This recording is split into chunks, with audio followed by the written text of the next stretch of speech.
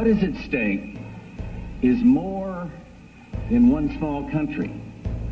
It is a big idea, a new world order. After 1989, President Bush said, and it's a phrase that I often use myself, that we needed a new world order.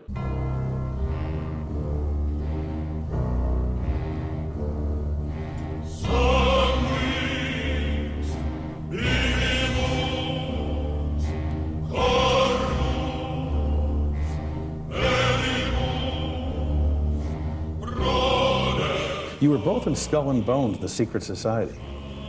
It's so secret we can't talk about it. What does that mean for America? The conspiracy theorists are going to go wild. I'm sure they are. I don't know. I haven't seen the web. Number 322? You both were members of Skull and Bones, a secret society at Yale. What does that tell us? Not much, because it's a secret.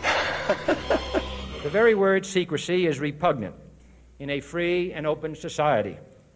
And we are, as a people, inherently and historically opposed to secret societies, to secret oaths, and to secret proceedings.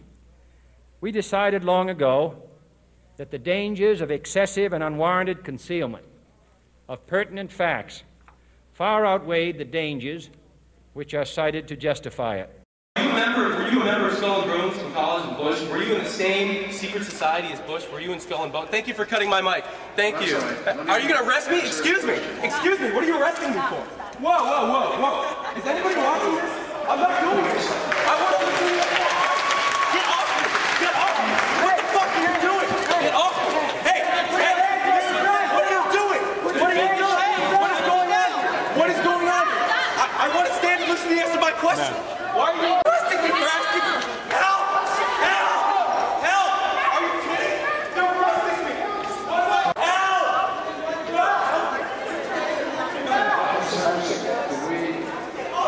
I didn't do anything! Help me! Help! They're arresting me! He's got a taser on his chest. I mean, this really is he's an idiot. I didn't do anything! Don't tase me, bro! Don't tase me! I didn't do anything! Ow! Ow! Ow! Ow! Ow! Ow! Ow! Let me go! Let me go!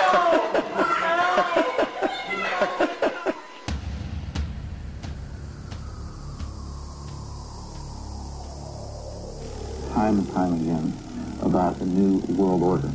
And this is the best chance to begin to establish the new world order. Out of these troubled times, our fifth objective, a new world order, can emerge.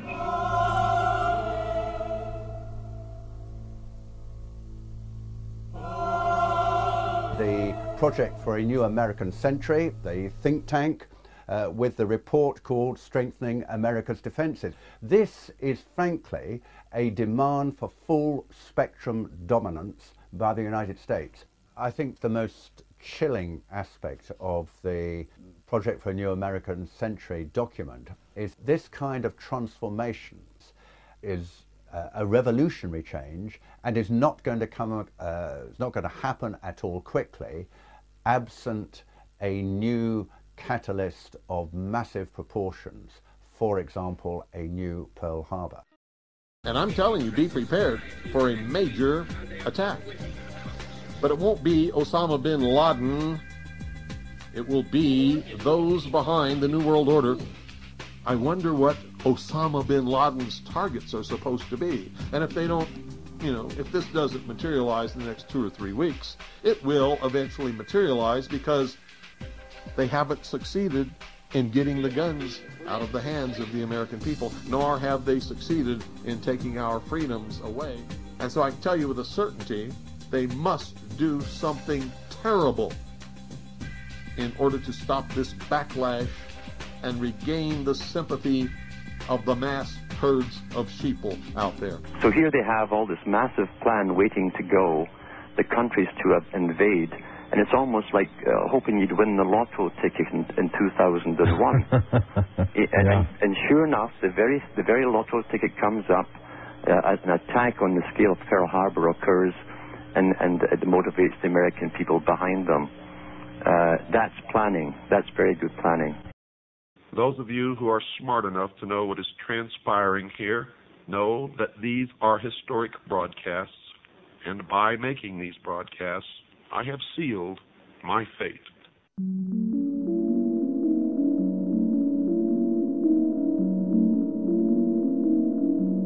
And Americans are brilliant at many things, not least of which is turning lemons into lemonade.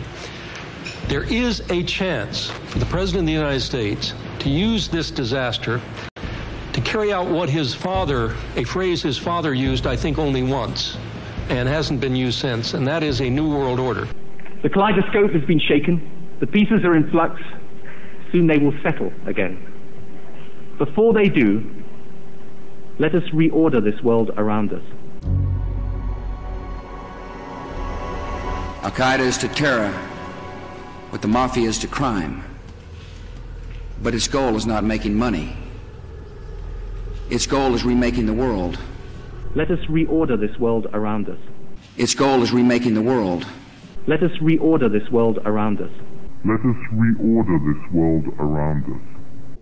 I had a friend, Nick Rockefeller, okay, who was one of the Rockefeller family, and he, when I was running for governor in Nevada, he came to me, introduced himself to me through an attorney, and we became friends. We started talking about things, and he's the one who told me 11 months before 9/11 ever happened that there was going to be an event.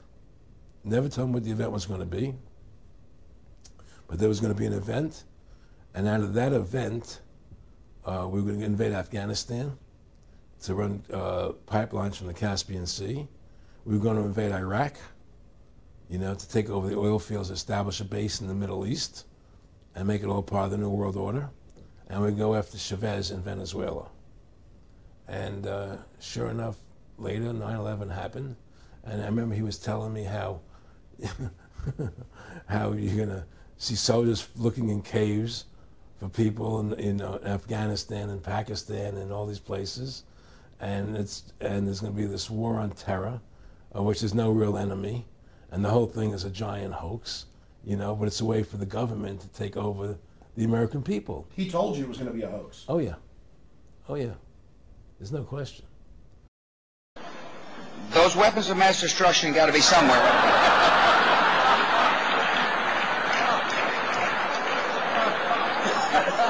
Nope, no weapons over there.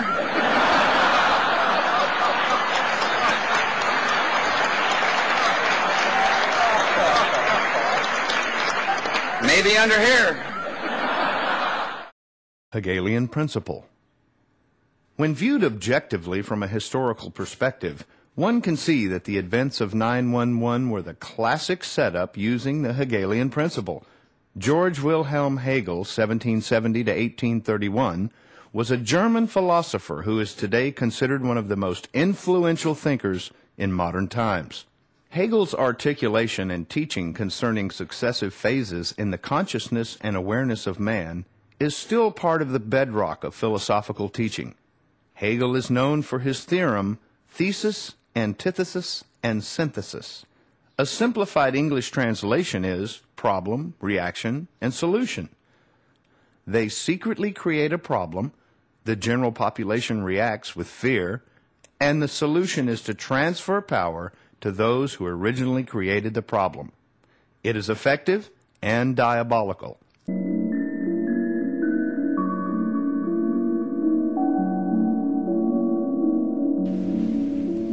These terrorists kill not merely to end lives, but to disrupt and end a way of life. We're not deceived by their pretenses to piety. We have seen their kind before. They are the heirs of all the murderous ideologies of the 20th century. By sacrificing human life to serve their radical visions, by abandoning every value except the will to power, they follow in the path of fascism, Nazism, and totalitarianism, and they will